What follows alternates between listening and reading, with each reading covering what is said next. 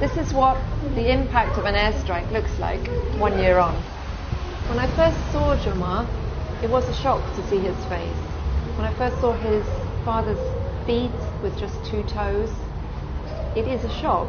But then, immediately, straight after, you see him for what he really is, as the 4-year-old little boy, curious about the world and adored by his parents.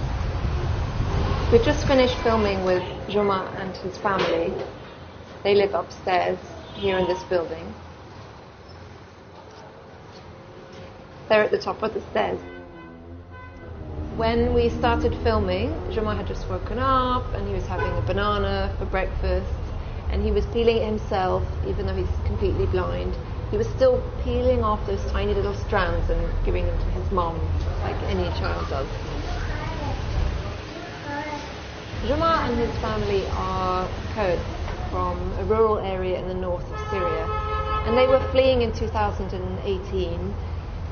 They were on a bus when an airstrike hit. The window next to Jouma completely shattered and destroyed his face. And even now, sometimes there's still bleeding and small pieces of glass come out of his skin. They all live here in neighbouring Lebanon. They live in a very poor area of Beirut, and they all live together in one tiny little room. Lebanon is already struggling with a huge refugee crisis. The UN says there's more than 1 million refugees here. The Lebanese government say it's more, around 1.5 million. There was a lovely moment when Jouma was feeling the face of our Kurdish translator, learning to recognise her. Because they're Kurdish and they're from a rural area, they only speak Kurdish, so it's quite difficult here to communicate with people in Arabic. They're reliant on a woman from the Kurdish community, Tolin. She helps them with translation, getting food. She's even helping them apply for asylum in Europe, but like thousands of other refugees, they get to wait a long time for a response.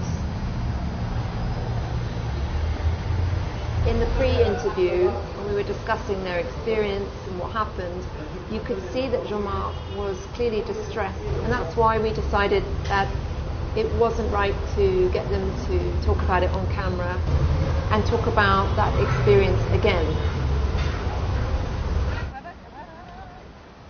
What struck me the most was not just the severe physical scars, but also the deep traumatic and psychological effects of their experience. The father's starting to forget things. They say it's very difficult to sleep at night. And this psychological trauma will be with them for the rest of their lives. Jouma was very curious about the camera and came over and touched all the buttons and was playing with the microphone and even learning how to use quite a complicated clip at the top of the camera. So, although he is completely blind, you could see that his other senses were starting to get a lot stronger.